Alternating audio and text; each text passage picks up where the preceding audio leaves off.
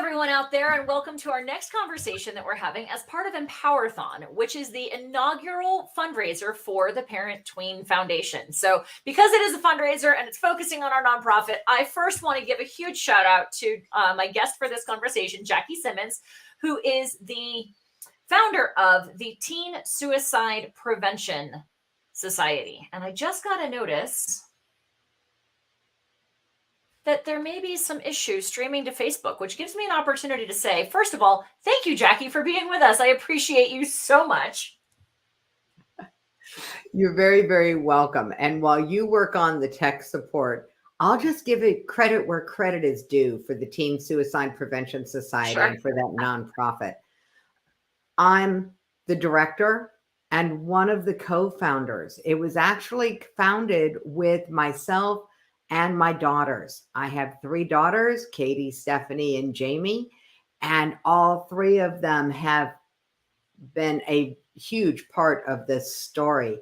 And it was actually Stephanie's story that launched it.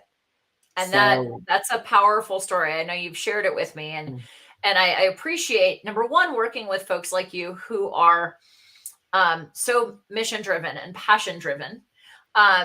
Because you're taking a situation that was a big challenge for you and you're bringing good to it. You're bringing meaning to the experiences that you went through. And so, especially because you're a few years ahead of us in the foundation world, I appreciate your time and energy and your knowledge, not just during this conversation, but that you've given me guidance about ways to help grow. So I really, really appreciate you.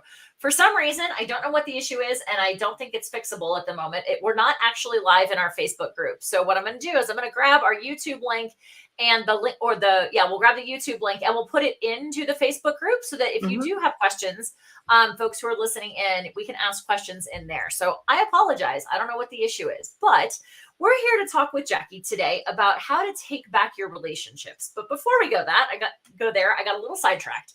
If you haven't heard of Parent Tween Foundation, the Parent Tween Foundation is the nonprofit leg or division of the Parent Tween Connection. The Parent Tween Connection is where parents go when they don't know where to go, when they're looking for resources like the Teen Suicide Prevention Society or other resources in the mental health, physical health, academic health worlds to support their kids. So the Parent Tween Foundation helps to bridge the financial gap between the families and the professionals who can help them, because a lot of times that financial gap is what prevents families from getting help. So, Jackie, we're talking about taking back your relationships today. And I wanted to have this conversation with you. I know when you proposed a few topics, this one really stuck out to me, or kind of like smacked me in the head like a 2x4, because I wish that this was some knowledge that I had even 20 years ago. My mom and I struggled. We did not navigate my teenage years well. We didn't navigate my after teenage years all that much better. And she's been gone 3.5 years now. So there's an aspect of, like, in the physical mother-daughter relationship, there's nothing that I can do to change it. I wish I'd had this knowledge so that maybe things could have been a little bit different for us. So kind of tell me the backstory, like set us up for why this is an important topic for you to talk about. Okay. Thank you very much. Let's talk about yo mama. My mama was amazing. She raised 4 of us as a single mother in the 60s and 70s, back when it was not exactly the normal. And she did this, not exactly the norm, and she did this in small towns in North Carolina. Wow. So there was a lot of interesting dynamics in our household. I'm the youngest of 4 daughters. I got to watch the interactions with my sisters as they went through their teenage years. I got out of Dodge. I took the Great American Escape route and got married right out, before my 19th birthday. All my sisters were living in different states at that time. And the challenge when you have a less than ideal relationship with your mom is, guess what you learned how to have with your kids? Less than ideal relationships. Yep. Exactly. Yep. So that's how this got born for me, as far as being an important topic. the story of how the Teen Suicide Prevention Society turned out, how it began, is so critical to this, because when my daughter Stephanie broke the silence on her multiple suicide attempts when she was 37, it opened the door for us to work together. Mhm. And based on my relationship with my daughters through their teenage years and early 20 years, the idea that we would ever all work together never crossed my mind. And yet that's what happened. And I believe it's because of understanding what I call the ballpark theory. Once I got this, when my kids were growing up, my relationship with my mama got better. And it's really simple. And it's really embarrassing at the same time. So I was introduced to the concept by a speaker named Dr. Zanya. And she told a story about a ball player who'd been called up to the majors. He gets to Atlanta because he's playing for the Atlanta Braves. He meets the club owner, nearly takes that man's arm off, shaking his hand so hard. You're so glad. I'm so glad to be here. The club owner sits him down, gives him the rules of the ballpark and says, read these and then we'll chat. And the ball player said, I don't like some of these rules. And the club owner said, son, you have 3 options. Option 1, accept the rules of the ballpark without conflict. Then you'll be able to play ball, make money, and have fun. That's option 1. Option 2, argue with the rules and create conflict. You'll still play ball. You'll still make money, but not as much because you'll pay fines. And I guarantee you will not have as much fun. That's option 2. Option 3, you can get out of my ballpark. Whoa, just got here, don't want to leave. What were those first 2 options? Option 1, accept the rules of the ballpark without conflict. Play ball, make money, have fun. Option 2, argue with the rules and create conflict. Now, the ball player had spent his whole life dreaming of only 3 things: play ball, make money, have fun. So it was really an easy decision for him. Oh, yeah, I like these rules just fine. He made a decision. It is the decision. It is the power of choice that makes a difference in relationships. Now, I taught that aspect of it for a long time. And then I finally woke up to the fact that I was missing the other half. If a ball player has 3 options, a club owner has 3 responsibilities. They have to know the rules of the ballpark. I suggest putting them in writing. They have to communicate them clearly, like the club owner in the story, and they have to apply them equitably, not equally. Especially as a parent, you wouldn't have the same expectation of a 12-year-old that you do of a 2-year-old. Sure. Yeah. I mean, I would hope, right? Yeah. So it took many years before I realized that this applied not just to my business world, but also to my life. And when I went to visit my mama, whose ballpark was I in? Hers. I was the ball player. That means I had 3 options: accept the rules without conflict. That would have the virtue of never having been tried. Argue with the rules and create conflict. Option 2. I was really good at that. I had been doing that my whole life. I don't think you're the only kid who could own that. Option 3, stay out of her ballpark, but it's my mama. And I want the kids to know their grandma. So I thought, what would happen if I took option 1? What would happen if I decided to accept her rules without conflict? Now, I didn't tell my mama about the whole ballpark thing. I did tell the kids. And on the drive to visit mom, I said, hey, we're going to grandma's. What are the rules? And by the time we got there, we were all on the same page. It was a 4.5-hour drive. So the fact that my mama didn't have a heart attack that visit is a testament to her strength, because it's like, yes, mama, you want to go to the store in 30 minutes. All right, kids, store, half hour, get your coats. They turned off the TV. They got their coats. They put their shoes on. They were by the door ready to go before my mama was.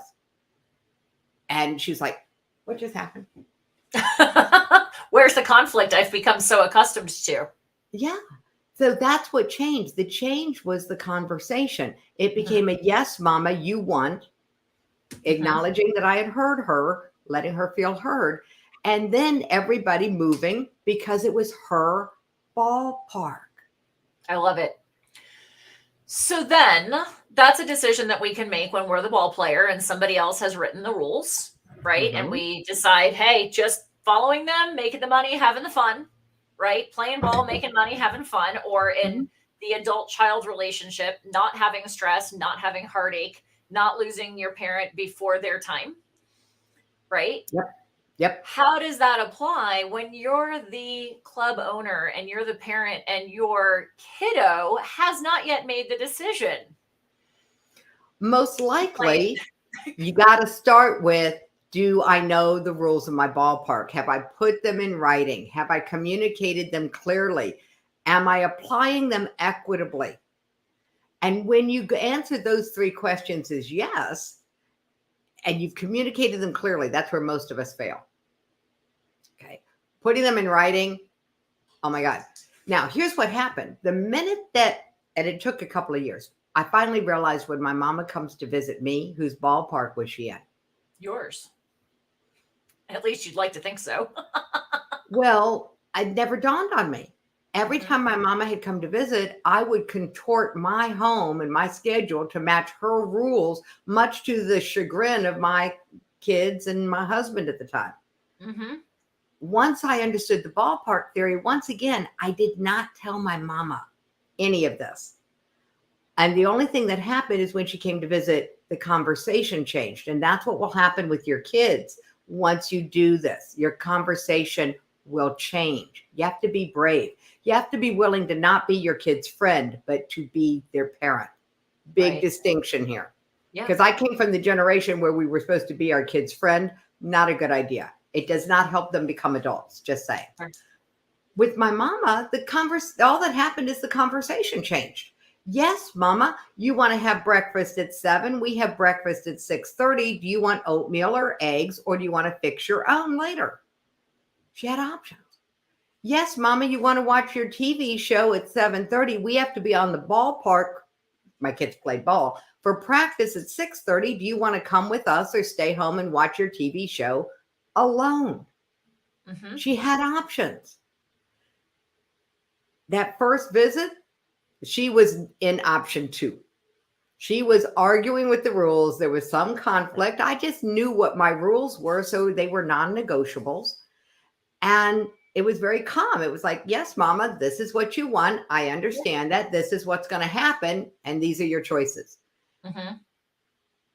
By her second visit, there was no more conflict. She accepted the rules of my ballpark. And then something amazing happened, Clarissa.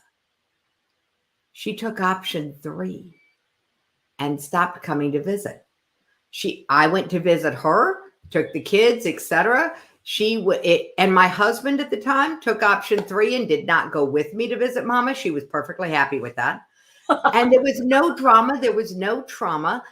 Everybody was happy and the relationship was peaceful to the end of her days, as long as I remembered whose ballpark I was in. I had the power of conflict or no conflict. My decision. Owning that power as a ball player and owning my power as a club owner, this is how you get control of any relationship. You start by asking the question, whose ballpark am I in? So that's why I say be brave. Be brave and own your ballpark. Right. And I think that's, I say in so many of these conversations, my husband and I have not chosen to go down the path of parenting, although between us, we have 40 years of experience with teenagers. And so, we can speak to our observations, 1 or 2 layers removed from the nuclear family usually.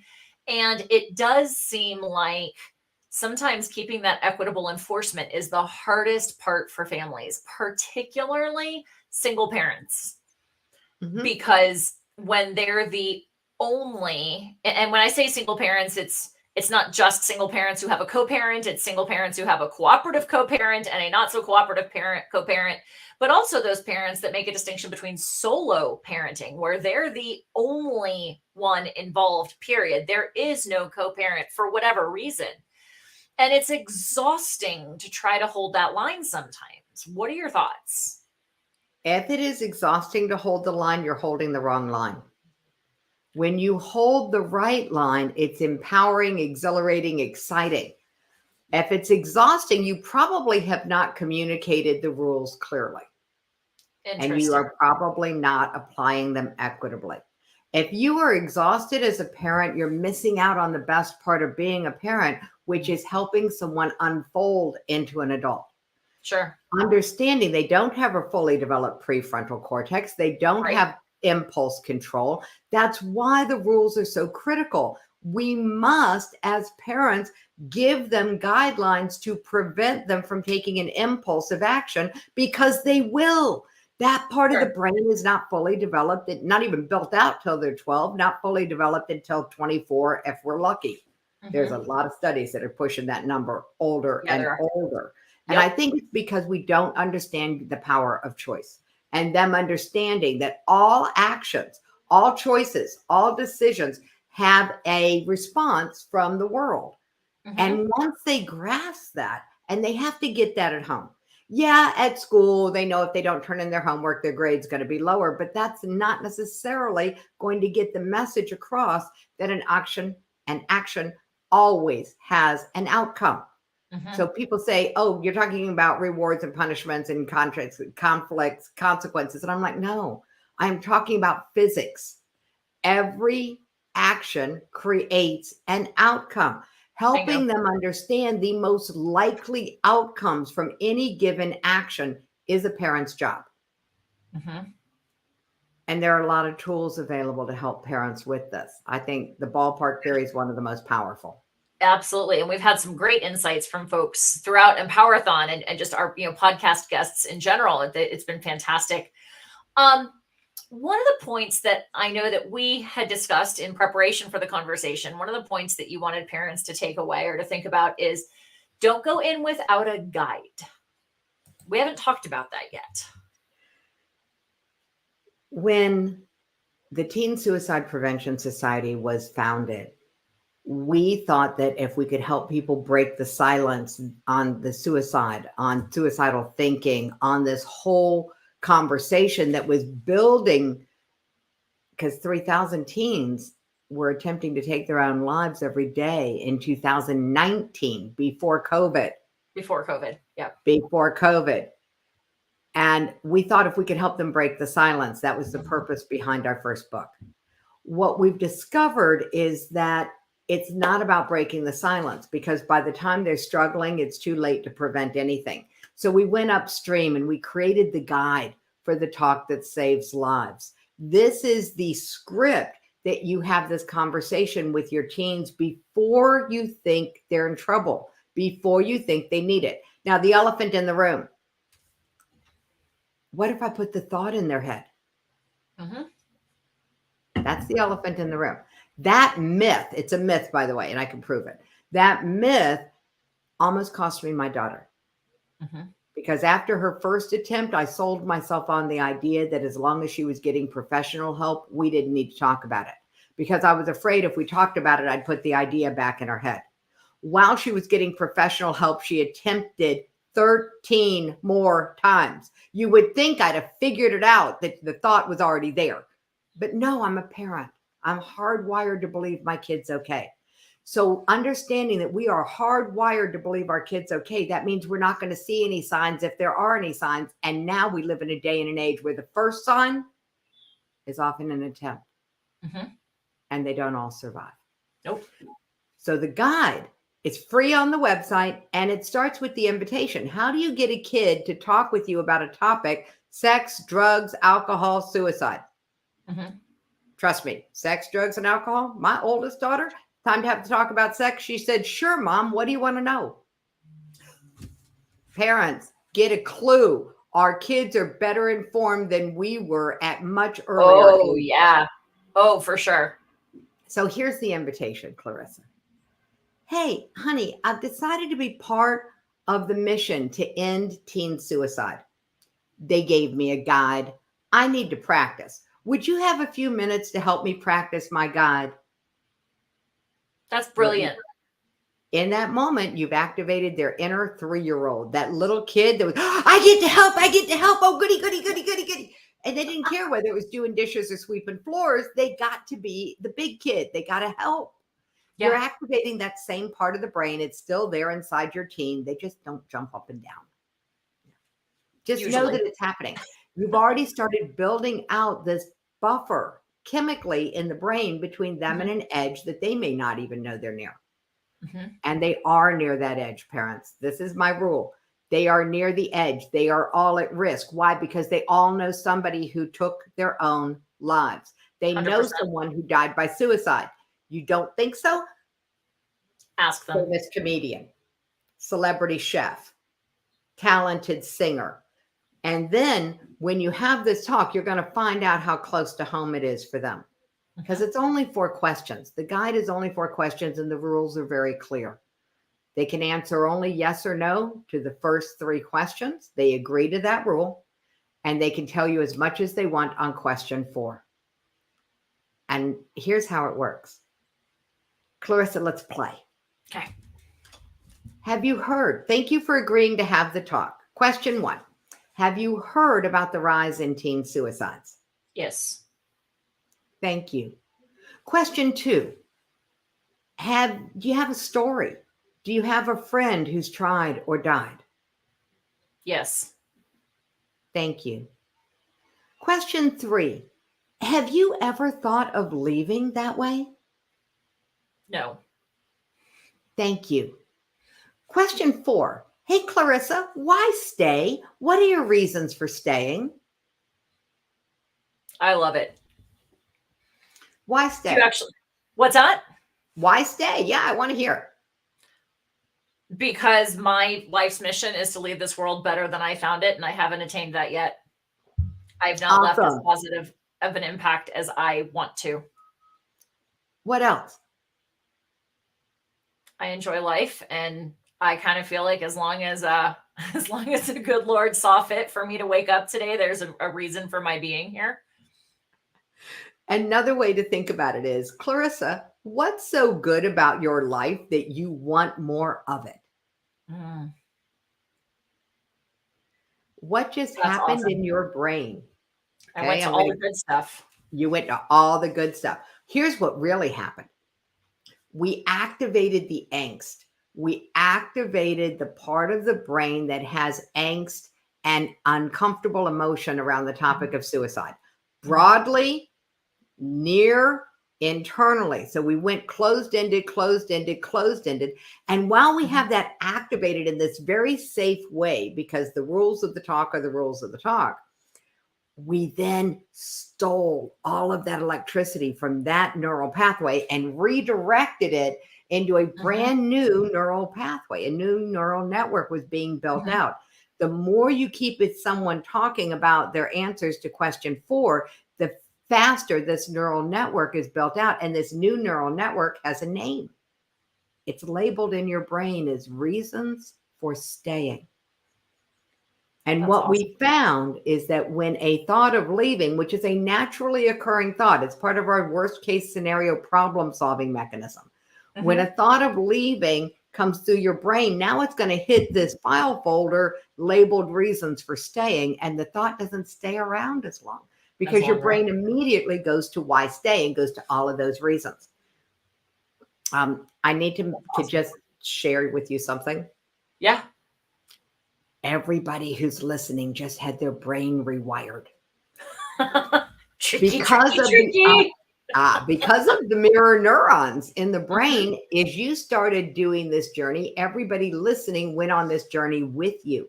Now they all have a buffer between them and an edge that they may not be near. They may not know that they're near. We're all probably closer to it than we used to be, thanks to media.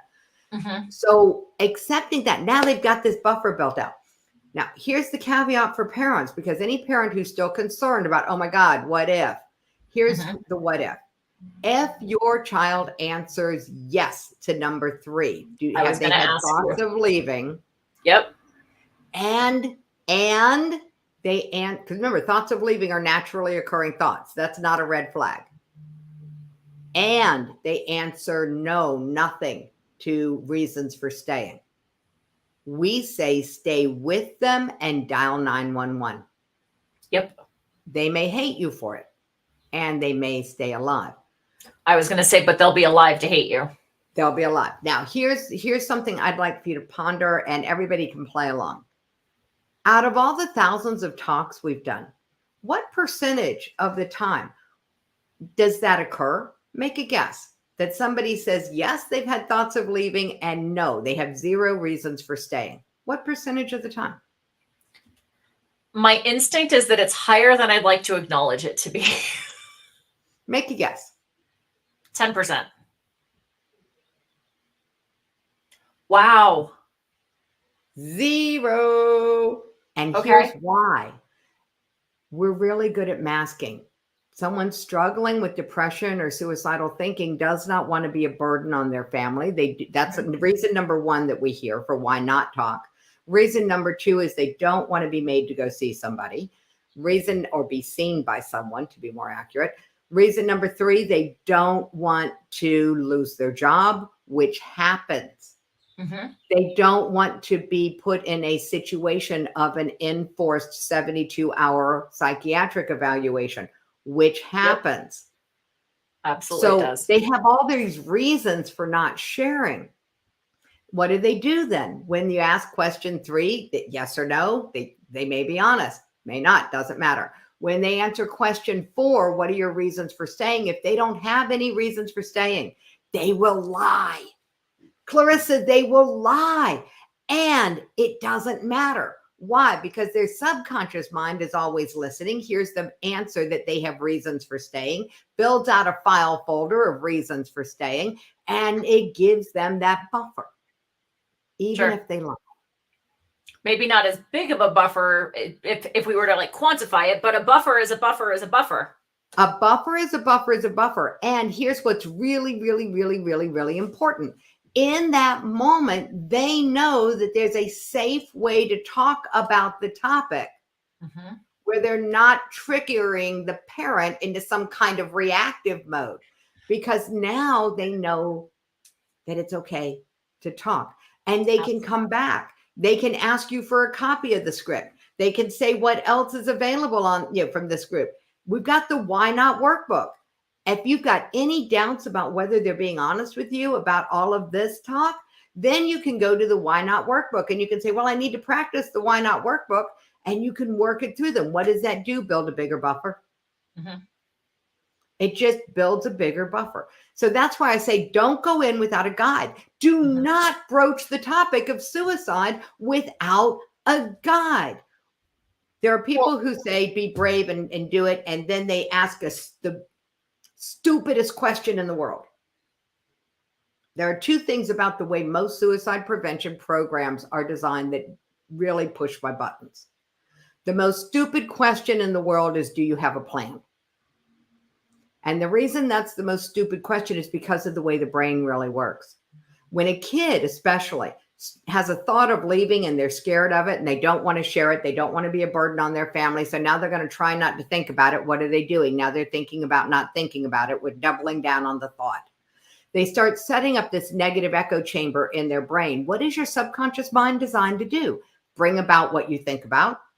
So now their subconscious mind has gone to work looking for opportunities, creating plans to bring about what you're thinking about. And if you're thinking about not thinking about a suicidal thought, that's what's happening.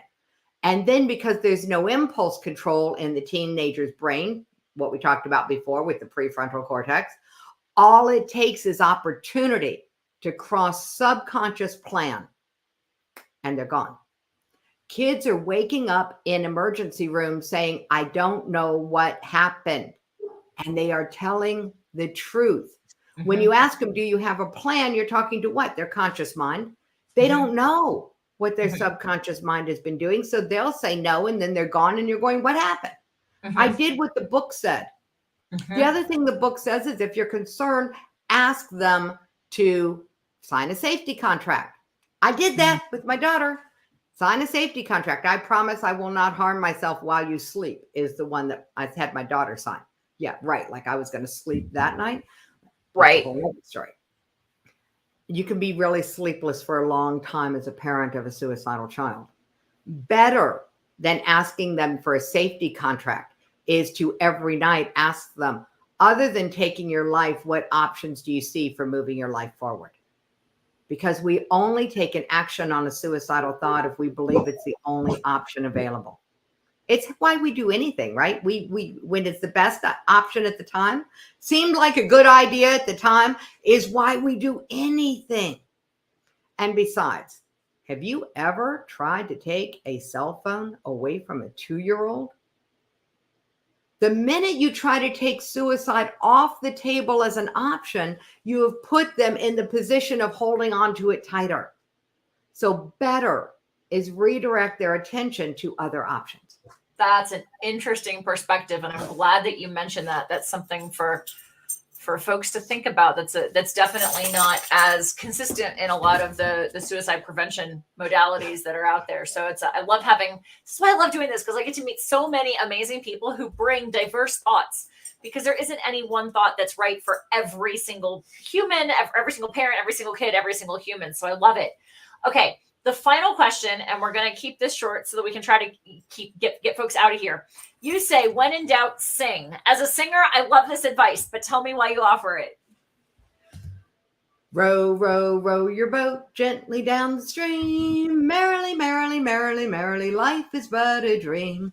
That children's song was written about in a book called The Human Experience by my friend Kayleen McCaw. And it's a reset. Anytime that you sing, you're inviting a different part of the brain to play. Make up a silly song for each other. Have bravery around getting to know your teen. Singing and saying, hey, what are you most proud of today? Sing me a song about what you're most proud of today. Then you sing a song about what you're most proud of to get them started. And if you need some help, you've got Row, Row, Row Your Boat. My favorite one at the moment is EIEIO, because I'm using this to teach sales. Engage, invite, enroll, inspire. Others need to know. Every single person who's in business, this 4-step process works. And because it's a song, EIEIO, engage, invite, enroll, inspire. Others need to know. When you can make it into a song, your brain remembers it. And the tunes of our childhood are the most powerful. So if you sang How Much Is That Doggy in the Window to your kid, make up a song to that tune. Whatever songs you sang with them as a kid, use those tunes. You will build a stronger relationship with them. And especially if you ask them to make up a song about what they did today they are most proud of. Who today did they help the most? Second most powerful question.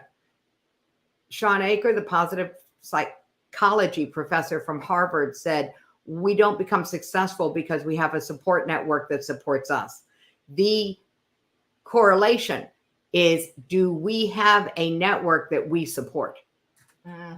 And what they found was an 86% correlation between success in the high pressure of Harvard and in life after Harvard, between how well you are supporting your network. So encouraging your teen to do anything to support their network, inviting them to tell you the story of who they helped the most today, gets this lesson across without you preaching. I love it. I wish we had all day, every day to talk, because, man, we could just chat about these concepts for hours. Unfortunately, we don't, because I know we have other appointments to get to. But Jackie, thank you so much.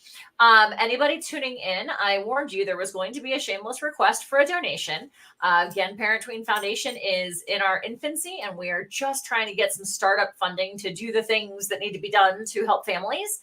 And so there's a link in the description everywhere that this is streaming, including I'll make sure it's in the Facebook group.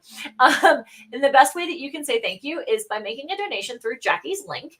And we have a little bit of a friendly competition going on among our speakers, that whoever our fundraising guest speaker is we will donate 20% of the donations that come in through their link to a nonprofit of their choice. Clearly, Jackie has chosen the Teen Suicide Prevention Society, and we've gotten to know about them a little bit along the way. So, Jackie, I'm going to say thank you so very much. You've given us some really good stuff to work with today, and I can't wait to see how y'all grow. I know you've got some awesome stuff happening, so I can't wait to touch base and see where y'all grow in the next year. Thank you. Awesome. Thanks, everybody. Have a great one.